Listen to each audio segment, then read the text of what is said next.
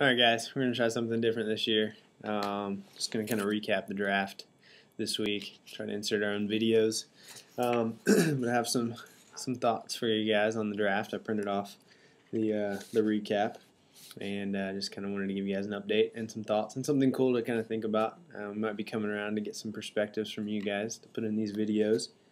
Just kind of an overview. We'll start at the 12th spot with the last selection, I guess, in the draft that you could recommend somebody.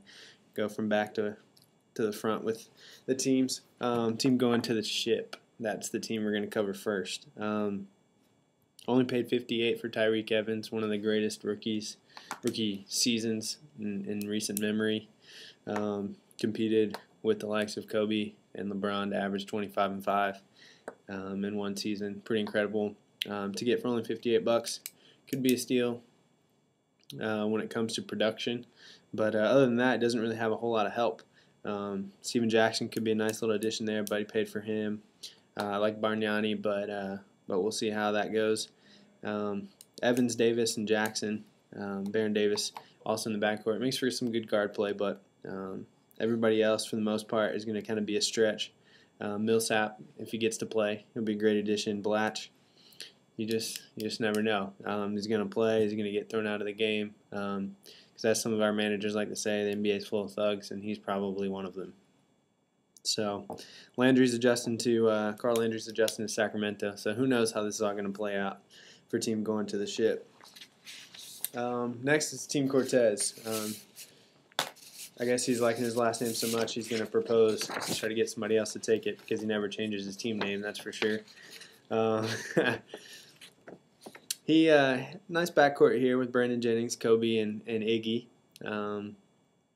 But we'll see how that goes. I think he's got a good starting five. Blake Griffin's got some upside. Hasn't played yet, but we'll see how that goes. And then obviously I love Brook Lopez. Anytime you can get a big guy to do 20 and almost 10 and shoot 80% from the line, you're going to be in good shape. But beyond that, he's kind of struggling. He's got a good starting five, but we start 8. So he's kind of reaching for everybody else. And then beyond that, there's just not a lot of depth in the bench there. So, yeah, good luck to Cortez. I think he'll be much more pleased with his future wife than his fantasy team. Team Tank. When I look at Team Tank, I think literally he's got a lot of good big men. Potentially good big men. He's got Troy Murphy responding to playing in New Jersey. We'll see how that goes. Tim Duncan, getting a little older, but we'll see how he fares with I think there's going to be a rookie starting next to him. But Duncan, consistent. Yao's back, and he drafted him. But Bogut and Gasol, if they can stay healthy, Team Tank's not going to know what to do with all these big men. You guys should probably be looking to make some trades with him. Anthony Randolph, young guy playing in New York, I think this year. He's got some upside, but we'll see. Also, I think the next team is the Monstars. This is the returning champ. So the returning champ started off paying big for CP3, 133 bones. But he's got a good combo with Chris Paul and Brandon Roy in the backcourt. Brandon Roy, you got to love him.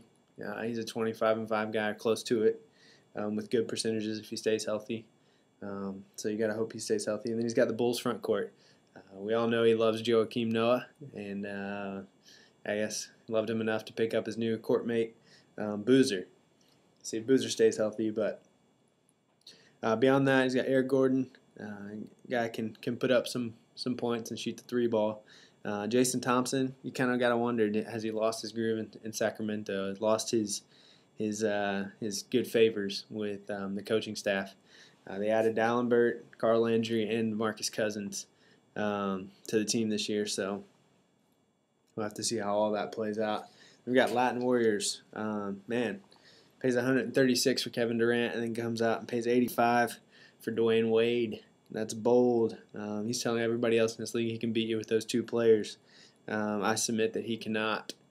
So with no Amare, Channing Frye should benefit. They're going to need some more points. And as you guys saw last year, Channing Frye can put up the 3 ball and contribute in a number of different ways. Diesel Gasol. Thank you for changing your name from team last name. So Diesel Gasol here's got at least brought a smile to my face with the email to everybody right after. Unfortunately with in-laws in town, I think, or even family. I'm not sure if it was in-laws or family, but just makes it difficult to do these fantasy drafts, and his team kind of reflects that. But he did have a good addition in a couple of places. Obviously, Granger and Paul Gasol is a great pickup, and you got to love Jeff Green playing a Scottie Pippen role for Kevin Durant. Granger should benefit percentage-wise from adding Collison. And Gasol is going to put up good numbers. I think he's getting more physical after everybody talked about him being weak.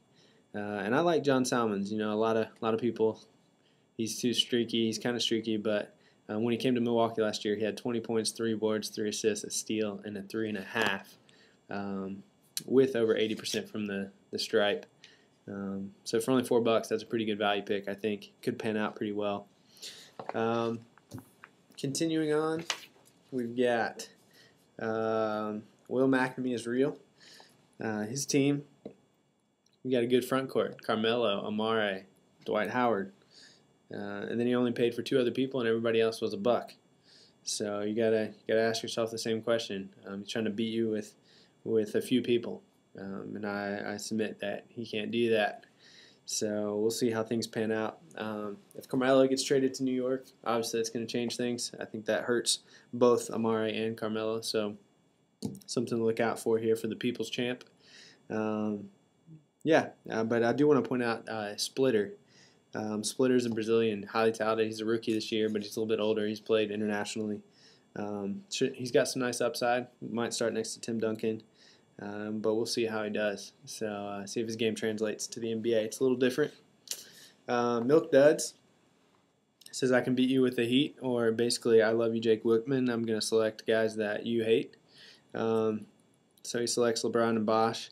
Bosh for 48 might be the best deal out of the 3 big guys in Miami. But you got to think LeBron's numbers are going to go down. He paid $191 on 2 players. I guess some managers kind of with this strategy, they can beat you with a few. But unfortunately, Okafor is not really panned out in the middle. He'll get him some boards, but not enough to be a big force. Blocks. Paul Pierce, kind of going downhill with age. Should be a little bit below what his normal production is. Trace McGrady, can he stay healthy? Corey Maggetti's already not healthy. Delfino's day-to-day. Charlie Villanueva's day-to-day. Michael Redd's already out. He's got Milk Duds already has somebody on the IR. Brandon Haywood was his pickup. Still not starting. Maybe should be, but isn't starting at this point. So you got to ask yourself, how many of these guys are going to stay healthy? I feel like Trace McGrady is always day-to-day. He's always got something red next to his name, so we'll see about that. Milk Duds. One of my favorite team names, Maggetti and Meatballs, even though he doesn't have Corey Maggetti on his team. Has a decent squad. I think he overpaid a little bit for Jason Kidd. He's getting older. He's starting to give way to some of the younger talent coming through Dallas. But $50, $49 for him isn't too bad. And then Dirk and David Lee are obviously his other big picks. How will David Lee respond in Golden State? He succeeds in the running game. There's obviously more scorers in Golden State than there were in New York. They made Chris Duhon look like a stud fantasy-wise. That'll be different in Golden State. So we'll see. I like the addition of Raymond Felton. Actually, speaking of New York, he should succeed in New York with D'Antoni's system. Should be a good fit with Amare up there, so that should be a pretty good utility spot guy. Also, it's interesting to think about Gilbert Arenas. They add, well, as Sneaky appropriately said, brought a gun to the stadium and almost killed somebody in the process. See how he responds to being a part of a team again, and see if he can keep his guns to himself. So we'll see about Gilbert Arenas. I'm sure Jake can tell you a lot of good things about Gilbert Arenas. Speaking of Jake, his first pick, or his most money spent on Stephen Curry. Did he overpay? He paid $79. Clearly Curry can put up some good numbers, but a lot of his big games were when Ellis was hurt. When he was doing his best impression, there weren't as many people there in Golden State that could put up good numbers. So does he overpay for Curry? O.J. Mayo's a nice pick. I think for only 15, that's a nice addition. Did he overpay for Josh Smith? You never know which Josh Smith you're going to get. You got to like some of the young guys he has on his team, though. John Wall should succeed playing the natural point guard position, allowing Arenas to slide over. You got to point out Ibaka. I think he's going to have a pretty good year as well. But you just don't know. Some of these guys need to pan out.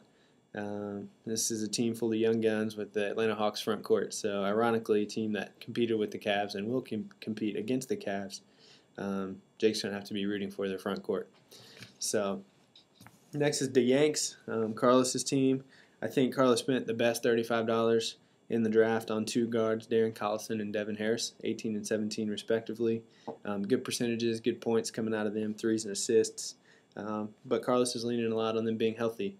He's got Kevin Garnett, Chris Kaman, Camby, Nene, Kevin Martin.